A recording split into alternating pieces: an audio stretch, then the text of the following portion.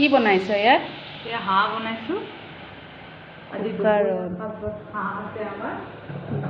কি দিলি ইয়াত?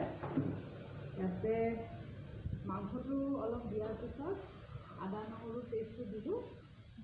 অকণমান ফ্ৰাই কৰাৰ পিছত এই মছলাখিনি দি আৰু এতিয়া অলপ গেছতে এনেকৈ লৰাই থাকিম আৰু। আদা নহৰু পেষ্ট ৰেডিমেড নে নিজে খুন্দা?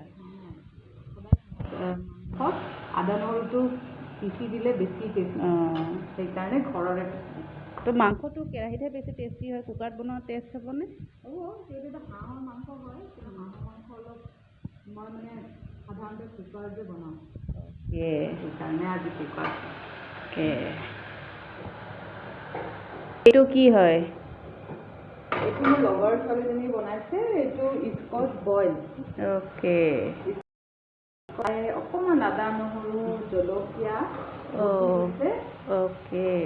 খাই বিৰাট সোৱাদ লাগে।